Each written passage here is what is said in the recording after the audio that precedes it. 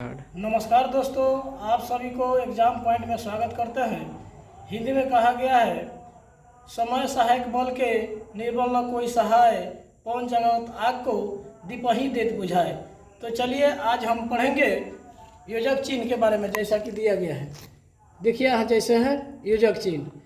योजक चिन्ह यही है जो सामने दिखाया गया है, यानी दो शब्दों को या दो वर्गों को जोड़ता है, योजक चिन्ह कहलाता है। देखिए क्या इसका परिभाषा है। हिंदी में अल्प विराम के बाद योजक चिन्ह का प्रयोग अधिक होता है। यहाँ देखेंगे वाक्यों में प्रयुक्त शब्दों के अर्थ और उनके उच्चारण की स्पष्टता के लिए योजक चिन्ह का प्रयोग होता है।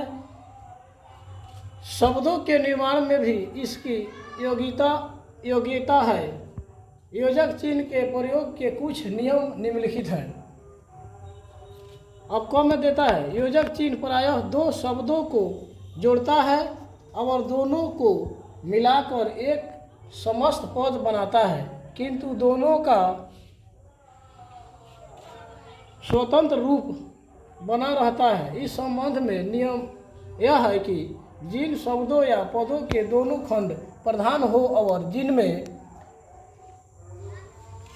और युक्त या लुप्त हो, वहाँ योजक चिन्ह का प्रयोग होता है। जैसे दाल रोटी, इसके बीच योजक चिन्ह है। दही बड़ा, इसके बीच में योजक चिन्ह है। सीता राम, इसमें योजक चिन्ह है। फल फूल, इसमें भी योजक चिन्ह है। अब ख में कहता है, दो विपरीत अर्थ वाले शब्दों के बीच योजक चिन्ह लगता है। जैसे ऊपर नीचे, राजा रानी, रात दिन, पाप पुण्य, इसमें योजक है। आकाश पाताल, इसमें भी योजक चिन्ह है। अब यहाँ पे ग में कहता है, एक अर्थ वाले सहचर शब्दों के बीच भी योजक चिन्ह का व्यवहार होता है। जैसे दिन के बीच दुखी है। हाट बाजार, इसके बीच योजक चिन्ह है। रुपया पैसा, इसके भी बीच योजक चिन्ह है। मान मर्यादा, इसके बीच में योजक चिन्ह दिखाया गया है। हिसाब किताब, एक शब्द को दूसरे शब्द से जोड़ता है, यही योजक चिन्ह है, सामने दिखाया गया है। अब यहाँ चलेंगे, घ में कहता है, जब दो विशेषणों का प्रयोग संज्ञा के अर्थ में हो, वहाँ भी योजक चिन्ह का प्रयोग होता है। जैसे अंधा बहरा, इसके बीच योजक चिन्ह है। भूखा प्यासा, इसमें भी योजक चिन्ह है, एक शब्द को दूसरे शब्द से जोड़ रहा है। अब लूल्हा और लंगड़ा, इसके बीच में योजक चिन्ह है, एक शब्द से दूसरे शब्द को जोड़ा है। अब देखेंगे अंगों में क्या कहता है। जब दो शब्दों में एक सार्थक और दूसरा निरर्थक हो, वहाँ भी योजक चिन्ह लगता है। जैसे परमात्मा वर्मात्मा, उल्टा पुल्टा, इसके बीच में भी है योजक चिन्ह। अनाप शनाप, इसके बीच योजक चिन्ह है। पानी वानी, इसके भी बीच में योजक चिन्ह है, एक दूसरे को जोड़ रहा है।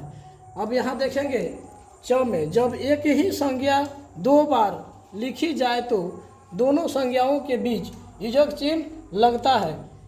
यहाँ देखेंगे जैसे नगर नगर, दो बार दिखाया गया है। यहाँ भी दो संज्ञा एक बार आ गया है, ठीक है। गलती गलती, यानी गली गली, क्या दिया है, गली गली, इसमें भी योजक चिन्ह लगा है। घर घर, यानी दोनों संज्ञा को जोड़ता है, ये दोनों संज्ञा है। वन वन, इसमें भी योजक चिन्ह है, ये भी दूसरे संज्ञा को एक संख्या से संज्ञा को जोड़ता है। अब कहता है रोम रोम, ये भी संज्ञा है, एक संज्ञा को दूसरे संज्ञा से जोड़ा है, यानी दो बार संज्ञा आया है। अब यहाँ पर देखेंगे च में, निश्चित संख्यावाचक विशेषण के दो पद जब एक साथ प्रयोग में आए तो दोनों के बीच योजक चिन्ह लगता है। जैसे यहाँ दिया गया है, एक दो, दस बारह, नहला दहला, छह पाँच, नौ दो, दो दो, चार चार, इसमें भी दो शब्द को जोड़ता है।